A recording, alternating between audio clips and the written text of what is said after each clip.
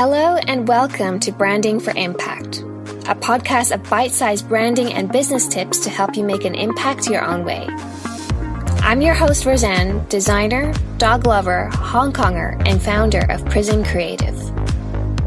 Join me as we talk about all things branding, marketing, and myth-busting when it comes to building a business with impact. Whether you're an NGO, social enterprise, or a business ready to create a bigger purpose, this is the podcast for you. Hello and Happy New Year! I hope you've had a restful holiday and you're back feeling refreshed and recharged.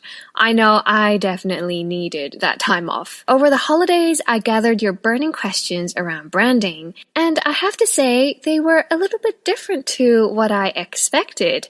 So it was really great to hear about what your biggest challenges were, and I hope that today's episode will be useful for many of you out there. I mainly asked around our own network, so these will be people from purpose-driven brands, organizations, NGOs, social enterprises. And here they are. The first question comes from Regina from #Impact Podcast. How do I make my Instagram grid less messy and more inviting? Or what's more important, does it really matter that much? Great question. I'm sure we've all fallen culprit to this. Spending ages ruminating about a post, whether or not to post it, how it looks on the feed, and then possibly never getting around to posting it. I know because that happens to me so much as well. When that happens, I try to revisit what the purpose of social media is for our brand, and is what we're currently doing achieving that purpose. If it is, amazing, and if it could do better, how can we focus on content creation instead of putting too much time and effort focusing on how everything looks?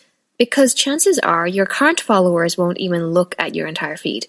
And for new potential followers, I think as long as your content resonates with them, it's useful for them, how your feed looks isn't really that important. As long as you have some sort of consistent theme going on, like brand colors and a general look and feel of photos that's consistent, I think it's fine. And to make the feed more inviting, probably it's a good idea to have a good balance of white space because we don't want to overwhelm people. But it really doesn't need to be complicated. The role of social media has changed so much over the years, and it's evident now that people want authenticity. Of course, there are accounts out there for inspiration, for aesthetic reasons, but I'm sure for many of us here that's not what we're here for. So don't let the fear of ruining your feed stop you from posting. Try also not to focus so much on the likes count. I think we need to move beyond that because, Instagram changes its algorithm all the time. So if we're so hung up on all these like counts, I think that really distracts from what the real purpose of social media really is for us. It's really so much more than likes nowadays. It's the connections that you can make. And remember, social media is only really one touch point of many. So please don't be too hard on yourself. I think what's more important to focus on social media is what do you want people to do with the content that you post? Think about how it fits into the bigger picture of things. What's the call to action? So I'd say do a quick audit of things like your highlights, your bio, and your link. Is it directing people to information that they need easily and also information that you need to be telling them? So is your bio simple and straightforward to understand? Does it say who you are and what you do? I think we put so much pressure on ourselves on how we show up on social media, but what we really need to remember is that it's only one touch point of many, many different things in your entire brand ecosystem. So yes, it is important to make sure that you're reaching the right people and you're putting the right content out there, but just remember, don't try to chase perfection on this. The next question we have is from Cath of HandsOn HK. What are the latest EDM do's and don'ts? So many nonprofits rely on EDM as their main channel for recruiting volunteers, donors, launching campaigns, etc. but it's challenging to stay on top of best practices, i.e. text versus images, optimal word length, subject lines, best days and times for sending, etc.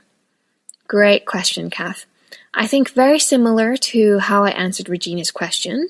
First, we have to really think about what content means for us, what all the purpose behind all these channels are, and from there, establish content pillars. So recently I spoke to another NGO where we chatted about how there are only so many beneficiary stories we can share before people feel like it's, a lot of the same stuff. So think about the different types of content you can send out, whether that's educational, recent news, behind the scenes. Make sure you're segmenting your audience groups as well so that relevant content is reaching relevant people. So for example, the EDM that you send to volunteers might be quite different to the types of content that you send to donors or possible sponsors. What we've found is for us as a design agency, actually, other than talking about what goes on at our agency, resources can be also very useful. We send out a monthly email with sustainable and purposeful business and design ideas we found on the web. And that one is actually the one that consistently has the highest open, click-through, and reply rate. For us, really, that one's about being of service to our community. It might help to generate leads, but the primary goal is to be a great resource to people. So it's really important to nurture these contacts on your mailing list so that when you do have something important to say, they're ready to listen instead of going, oh, well, who's this? I mean, given the massive success of HandsOn's latest fundraiser campaign, I'm sure you're doing the right thing, Cath.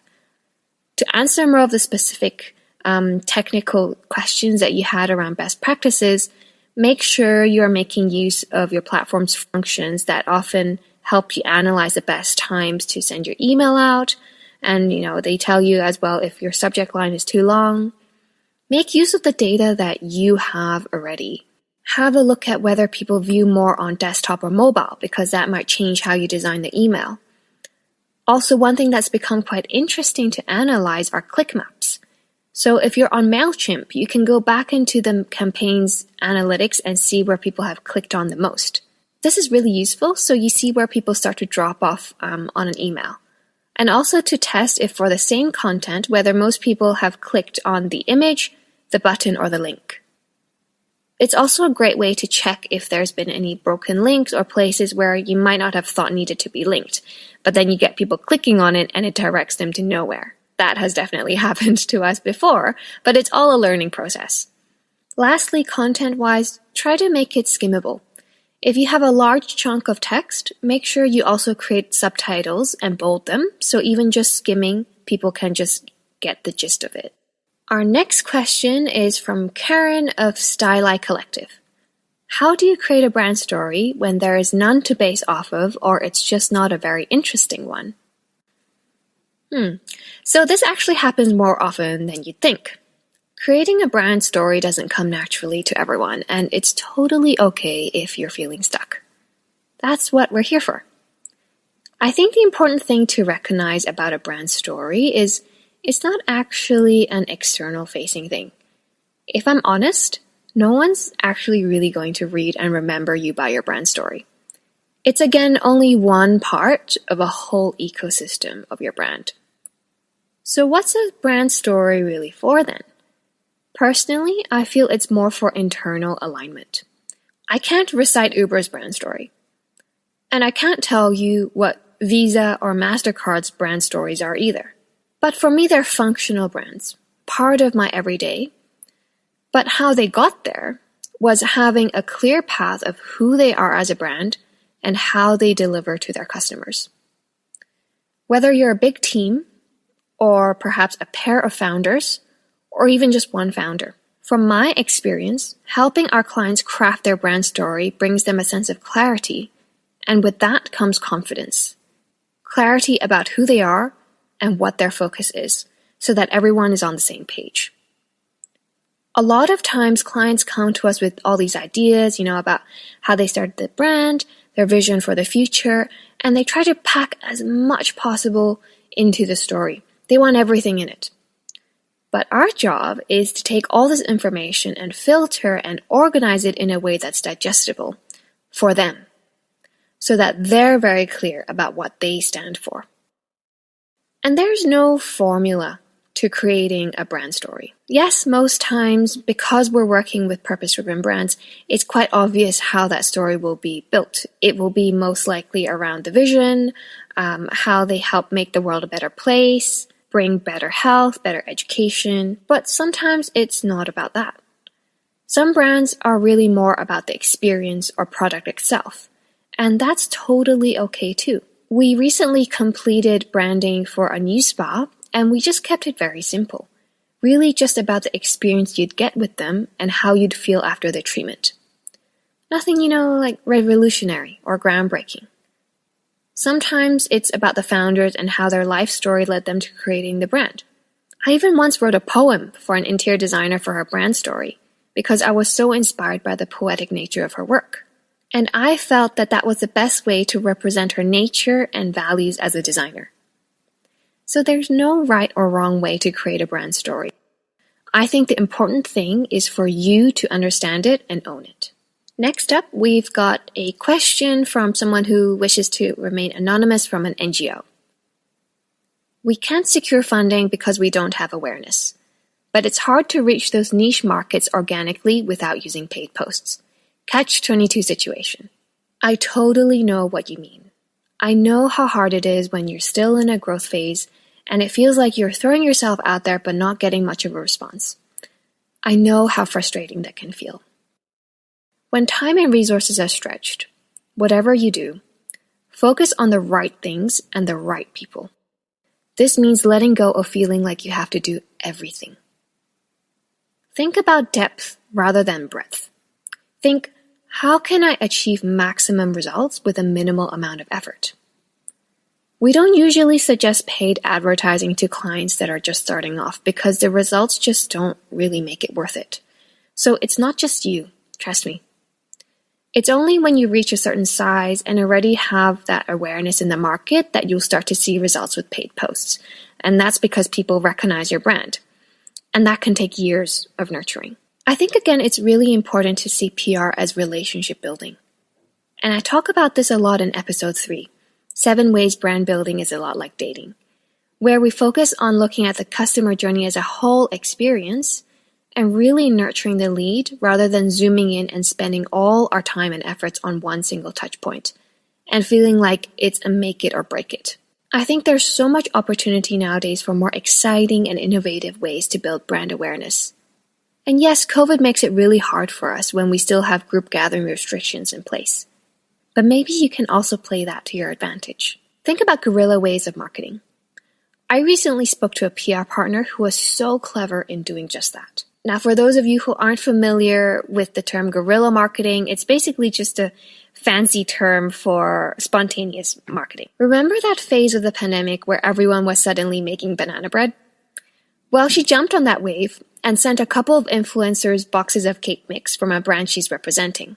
And she wrote a lovely handwritten note with it saying, "Look, we're not looking for any kind of return. We just wanted to make sure you're okay, and this is a little something from us to have fun with for a few hours with the kids." And the response was overwhelming. People were so grateful for the thoughtfulness, and they were posting about it without the brand even asking for it. And it really gained traction. So this example was a huge success because it really came from the heart, and it was relevant, it was thoughtful, and the best thing is, it barely costed anything. I know a lot of brands are also offering more intimate experiences and events for their audiences, both online and offline. Another really clever one was when I was staying at a quarantine hotel in Hong Kong, their spa offered a free 10-minute DIY treatment session, and they dropped off sample products to us to try while teaching us live how to do a hand scrub and massage. And it was really fun. And I actually purchased a product because of that. I know for NGOs it's much harder to create these kinds of experiences, but what are some ways you can also get people excited about supporting you and your cause? Think about what's in it for them too. What's a great way to get people involved? What kind of partnerships can you leverage on? How can you collaborate with some really cool brands to help get your message out there? Be intentional about where you're spending your budget and how you can get the most bang for your buck. And the last question of the day comes from Bernice of Expand. What captures someone's attention when looking at a brand? What should I focus on my social media or website? It's interesting because I see all these questions submitted this time round are all related to one another somehow. This is another really great question because I know often we don't have time to do all these A/B testings and trial and errors to see what works and what doesn't work. But one thing that I can tell you that really works is validation. A lot of times we think we know what our audience wants or needs, but until we ask them, we don't actually know for sure. Just like this episode here. It was really great to hear about all these burning questions you have, and as mentioned, they turned out to be quite different to what I'd imagined would be asked. So again, focus on what's in it for them. You can do this through testimonials, product reviews, or even doing a bit of backwards research like I've done here. Ask your audience what their main challenges are and answer to that. Because as customers, we want validation that you know how to solve our problems for us. So yes, your brand story, values, etc. are important, but why would it matter to them? As collective beings, we want to feel seen and heard and part of something. FOMO is a real thing. So post about client success stories. Talk about how you've helped people overcome their challenges. This will really help them to imagine what working with you or supporting your cause would be like. Make it really, really easy for them to imagine that and focus on telling the story of the before and after. So how they were feeling before they worked with you or before they engaged with you, and then the after. What changes they experienced then. Because chances are that's what the people looking at your Instagram or website are looking for as well. So how are you feeling? I really enjoyed reading up on all your questions and I hope this was helpful. I do see a pattern here. Did you notice today we talked a lot about authenticity, being intentional, and focusing more on depth rather than breadth? That's really the way we like to work as an agency. We are numbers and results driven, but what's even more important to us is that you're owning your truth, you're writing your own story, and that we're able to deliver with heart. If you enjoyed this episode and you're listening on Apple Podcasts or Spotify, I'd really appreciate it if you could leave a rating. There's actually a new feature on Spotify now where you can rate podcasts. And the more of you that rate, the more people can find Branding for Impact podcast, and the more people we can help on their purpose-driven journey. If you have any more questions about today's episode, feel free to reach out via our website or Instagram. Links are in the show notes. We'll be coming back next week with an episode on what's trending for 2022 around sustainable and impactful branding. So hit subscribe so you won't miss it. It's going to be a good one. Thanks again for listening, and I'll speak to you soon.